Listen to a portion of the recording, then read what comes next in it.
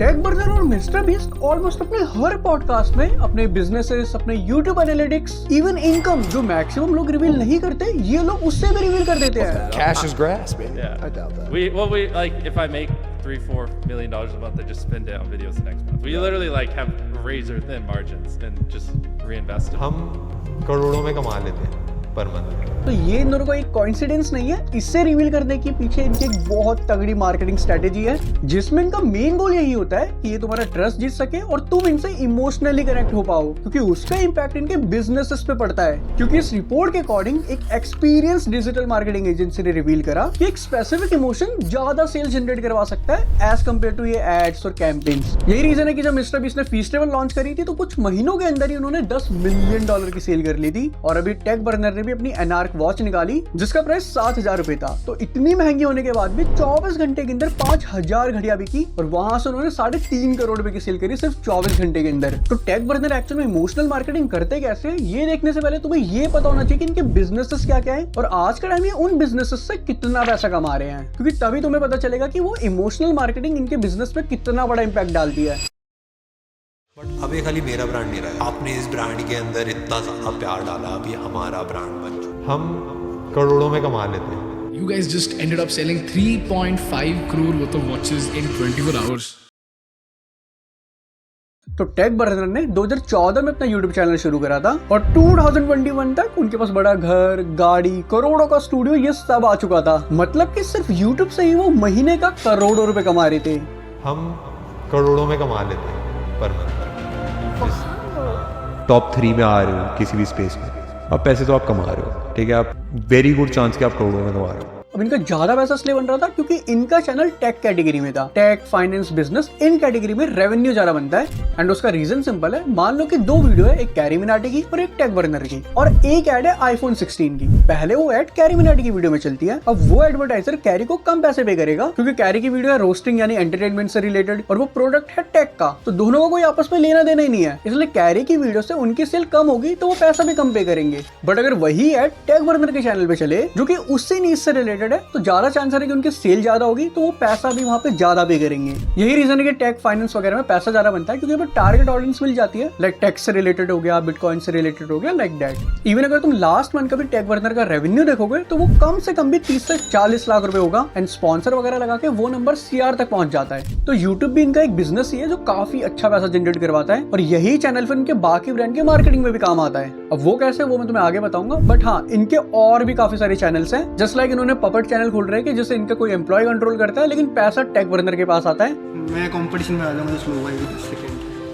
Just like Ranveer Allahbadia, उनके भी काफी सारे चैनल्स हैं और वो भी ऐसे ही पपट चैनल चलाते हैं। अब बात करें अगर हम इनके पहले बिजनेस की, तो वो था इनका एक फ्री वॉल वॉलपेपर ऐप जिसके बारे में काफी कम लोगों को पता होगा, बट हाँ, वो ऐप प्ले स्टोर पे अवेलेबल है जिसपे 10 लाख से ज्यादा डाउनलोड्स हैं एंड टेक बर्नर ने इसके बारे में कभी इतनी ज्यादा बात नहीं करी। बट इनका जो एक्चुअल मेन बड़ा बिजनेस शुरू हुआ था वो 2021 में हुआ था ओवरलेस के नाम से। ये हमारे पहले 2 प्रोडक्ट हैं जो कि एक क्लोथिंग ब्रांड था और 24 घंटे के अंदर इनके 10,000 से ज्यादा जैकेट्स बिक गई थी। first 24 hours we were able to sell around 10,000 jackets. AOV was 2400. जिसमें एवरेज ऑर्डर वैल्यू 2400 रुपए थी और इन्होंने यहाँ से 2.4 करोड़ का रेवेन्यू जनरेट करा था एक दिन के अंदर। स्टार्टिंग में काफी बढ़िया चला बट आगे जाके इतना ज्यादा सक्सेसफुल नहीं हो पाया क्योंकि प्राइसेस थोड़े हाई लग रहे थे लोगों को।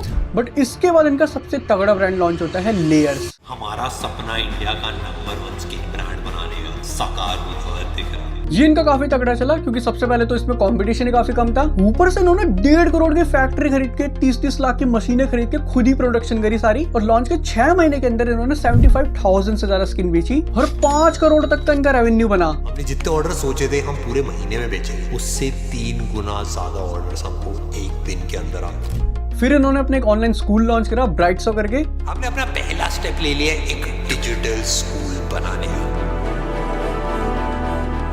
जिसका मेन मोटिव तुम्हें क्रिएटिव बनाना था, तुम्हें कोई भी स्किल सिखा दे जिसमें तुम टॉप 1% पे आ पाओ और पैसा कमा पाओ। एंड अब इन्होंने अपनी एनार्क वॉच को लॉन्च करा है। पर हम डिसाइड कर लेते हैं कि अब बनाएंगे स्मार्ट वॉच, जो है तो 7,000 रुपए की, बट एक दिन के अंदर 5,000 यूनिट्स बिकी और इन्होंने 3.5 करोड़ रुपए की सेल करी। You guys just ended up selling 3.5 crore worth of watches in 24 hours. But businesses तो उनका बढ़िया थे। बट एक चीज तुम इनमें नोटिस करोगे, टेक ब्रदर टेक चैनल चलाते हैं, बट इनका पहला ब्रांड एक क्लोथिंग ब्रांड था। लेकिन फिर भी लोगों के मन में ये क्वेश्चन नहीं आया कि एक टेक यूट्यूबर क्लोथिंग ब्रांड क्यों निकाल रहा है। या जो उन्होंने स्किन्स निकाली थी वो भी थोड़ा बहुत डिजाइनिंग पार्ट में एंगेज था। मतलब जहां लोगों को इनसे टेक प्रोडक्ट एक्सपेक्ट करना चाहिए था, वहां ये कुछ भी निकाल रहे थे लेकिन फिर भी वो बिक रहे थे। बल्कि इस चीज में बड़ी बड़ी कंपनी भी फेल हो जाती है। जस्ट लाइक डायसन, वो एयर प्यूरिफायर में काफी फेमस है, एंड फिर उन्होंने जब अपने हेडफोन निकाले तो वो चले ही नहीं, क्योंकि तुम्हारी वैल्यू एक अलग कैटेगरी में बन चुकी है। लोग तुम्हें उसी में ट्रस्ट करते हैं। तुम एकदम से अलग चीजों में कूदोगे तो लोग वहां पर ट्रस्ट नहीं करेंगे, लोगों से बाय भी नहीं करेंगे। एंड ये चीज टेक बर्नर के साथ ना हो, इसीलिए वो अपने 3 क्वेश्चन हमेशा क्लियर रखते हैं। पहला कि मैं ये प्रोडक्ट बना क्यों रहा हूँ, जस्ट लाइक उन्होंने वॉच क्यों बनाई। उन्होंने आज से कुछ साल पहले स्पीकर निकाला था, वो नहीं चल पाया और उनका टेक में इंटरेस्ट था कि उन्हें टेक का ही कोई गैजेट निकालना है। उसने 6 साल पहले एक टेक प्रोडक्ट बनाने का भी ट्राई करा था, आपको रिव्यू करके भी मैंने दिखाया था, बट वो वर्कआउट नहीं करा। दूसरा कि उस ब्रांड का एक्चुअल में गोल क्या है, जस्ट लाइक एनार्क वॉच, इसे इन्हें वर्ल्ड वाइड ले जाना है और लोगों के लिए एक एस्पिरेशन बनाना है। एंड तीसरा कि यही प्रोडक्ट क्यों, ये एक्चुअल में प्रॉब्लम क्या सॉल्व कर रहा है। तो उन्होंने बताया कि 98% लोग ऐसे हैं जो कि 15,000 से कम की घड़ी खरीदना प्रेफर करते हैं। एंड उनमें प्रॉब्लम क्या होती है, सबसे पहले तो मोस्टली केसेस में डिजाइन के नाम पे एप्पल की कॉपी होती है और ना ही कभी उनके सेंसर एक्यूरेट होते हैं, पहनने में वो प्रीमियम फील आती ही नहीं है। अदर स्मार्ट वॉचेस जो 5,000 के नीचे वाली हैं, they don't give accurate results, they are just fancy show pieces.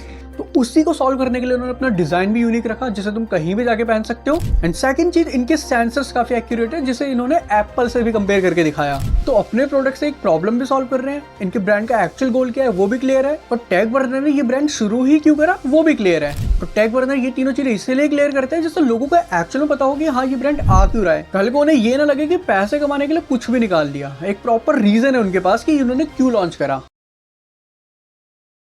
अब मैं तुम्हें बताता हूँ इनकी वो इमोशनल मार्केटिंग जिसे वो हमेशा करते हैं। अपने हर ब्रांड को लॉन्च करने के बाद वो अपने चैनल पे एक प्रमोशनल वीडियो डालते हैं जो नॉर्मल वीडियोस की तरह नहीं होता, प्रॉपर एक डॉक्यूमेंट्री टाइप वीडियो होती है। ऐसा भी टाइम आ गया था जब हमने इस प्रोजेक्ट को बीच में बंद करने का सोचा था। दोस्तों मैं 10 साल से वीडियोस बना रहा हूँ। स्टार्टिंग में कॉलेज के पार्किंग लॉट पे खड़ा होकर मैं वीडियोस बनाता था, क्योंकि वहाँ पे लाइट थोड़ी अच्छी आती थी, जिसमें तुम्हें दिखाया जाता है कि कैसे उन्होंने ब्रांड बिल्ड करा, क्या अप्स एंड डाउन्स आए, व्यूअर्स ह्यूमन साइड देख सके एक ब्रांड की और एक कनेक्शन फील कर सके, जिससे एक ट्रस्ट बिल्ड होता है। दे फील लाइक कि वो भी उस जर्नी का पार्ट है और उन्हें भी अपने क्रिएटर के बिजनेस में सपोर्ट करना चाहिए। साथ ही साथ एक ट्रांसपेरेंसी भी बनती है कि कुछ छुपाया नहीं है और इससे ट्रस्ट ही और बढ़ता है। इन शॉर्ट उन वीडियोस का मेन पर्पस ये होता है कि तुमसे इमोशनल कनेक्शन बन पाए, क्योंकि जब इंसान इमोशनल स्टेट में होता है तो वो ज्यादा वल्नरेबल होता है डिसीजन मेकिंग में, क्योंकि इमोशन में लिया गया डिसीजन जल्दी लिया जाता है as compared to logical decision. इसलिए जब हम किसी सिचुएशन में होते हैं तो उस टाइम ब्रेन इमोशन का यूज करता है फास्ट डिसीजन मेकिंग के लिए, क्योंकि जब हम इमोशन में होते हैं तो हम ये प्रायोरिटाइज करते हैं कि हम कैसा फील कर रहे हैं, ना कि लॉजिकली क्या बेस्ट रहेगा। इसलिए तुम टीवी पे कोई भी ऐड देख लो, वो ऐड के साथ कोई ना कोई इमोशन सेल करते ही है। जैसे माउंटेन ड्यू, डर के आगे जीत है, एडवेंचरस, एंड मोस्टली खाने से रिलेटेड ऐड में बच्चे तो होते ही हैं। एक मदर होगी जो अपने बच्चों को खाना खिला रही है, जिससे एक इमोशन ट्रिगर होता है लव का, केयरिंग का। एट द एंड पेरेंट्स क्या चाहते हैं कि हमारे बच्चे हेल्दी रहे, सेफ रहे, और वो ऐड भी वही चीज दिखा रही है कि मैं अपने बच्चों को ही खिलाती हूँ और वो हेल्दी रहते हैं, जिससे कि जब तुम्हारे पेरेंट्स उसे देखें तो उन्हें भी लगे कि हाँ ये प्रोडक्ट बढ़िया और यही हमें भी खिलाना चाहिए। इसे तुम ऐसे समझ सकते हो कि मान लो अगर उस ऐड में मदर और बच्चों के अलावा दो दोस्त उस खाने को खा रहे होते तो क्या तब भी सेम ही इमोशन ट्रिगर होते। या मान लो जो साबुन का संतूर मम्मी वाला ऐड आता है, उसमें किसी संतूर मम्मी की जगह कोई अंकल नहा रहे होते, तो यहाँ पर सारी चीजें ही चेंज हो जाती। अब ये इमोशन वाली चीज टेक बर्नर के केस में थोड़ी अलग काम करती है।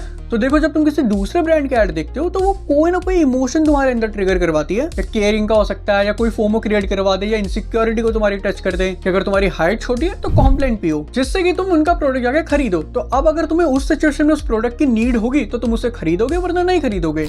बट टेक बर्नर वाले केस में तुम टेक बर्नर के प्रोडक्ट से नहीं बल्कि टेक बर्नर से कनेक्टेड हो, क्योंकि तुमने उनका कंटेंट कंज्यूम करा है। तो वहां वो तुम्हारी इनसिक्योरिटी को टारगेट नहीं करते, वो सिंपली तुम्हें अपनी वीडियोस के थ्रू अपनी जर्नी दिखाते हैं, जिससे तुम उनसे कनेक्ट करो और उनके सक्सेस का पार्ट बनो उनके प्रोडक्ट को बाय करके। बट अब ये खाली मेरा ब्रांड नहीं रहा है, आपने इस ब्रांड के अंदर इतना ज्यादा प्यार डाला, अभी हमारा ब्रांड बन चुका।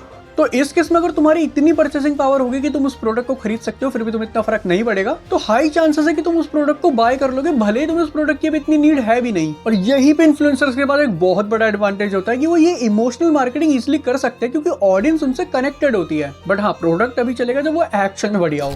इसलिए आजकल भी काफी सारी कंपनीज अपनी सेल्फ ब्रांडिंग में काम कर रही है, जस्ट लाइक एलॉन मस्क। तुम देखोगे कि आजकल वो ट्विटर पे काफी ज्यादा एक्टिव है, एंड इसीलिए मिस्टर बीस्ट और टेक बर्नर जब भी किसी पॉडकास्ट पे जाते हैं तो सारी चीजें रिवील रिवील कर देते हैं इनका सोशल मीडिया एनालिटिक्स क्या है, कितना पैसे कहां से कमा रहे हैं, क्योंकि सबसे पहली बात ट्रांसपेरेंसी आएगी तो एक ट्रस्ट बिल्ड होगा और अल्टीमेटली उसका एडवांटेज इन्हें इनके बिजनेस में मिलेगा। साथ ही साथ लोग कनेक्ट करेंगे, एक उनके पास सोशल प्रूफ होगा कि इस बंदे ने एक्चुअल में अपनी जिंदगी में कुछ उखाड़ा है और वो तुम्हें एज अ इंस्पिरेशन देखेंगे, क्योंकि कोई भी तुम्हें इंस्पिरेशन तभी मानेगा जब उसे कहीं ना कहीं लगेगा कि ये इंसान मेरे से किसी चीज में आगे है, कि मैं कुछ इससे सीख सकता हूँ और उसी लेवल पे आ सकता हूँ। साथ ही साथ लोगों को इनकम रिलेटेड चीजों में काफी इंटरेस्ट रहता है, तो जब ये लोग रिवील करते हैं तो उसके एडिट्स बना के सोशल मीडिया में वायरल किए जाते हैं एंड अल्टीमेटली इनके बिजनेस का ही प्रमोशन होता है। और वैसे भी यार इसमें कुछ गलत नहीं है, उनकी पर्सनल प्रेफरेंस है, उन्होंने मेहनत से कमाया तो बता रहे हैं। बाकी तुम भी बताओ कि वीडियो कैसा लगी कमेंट कर।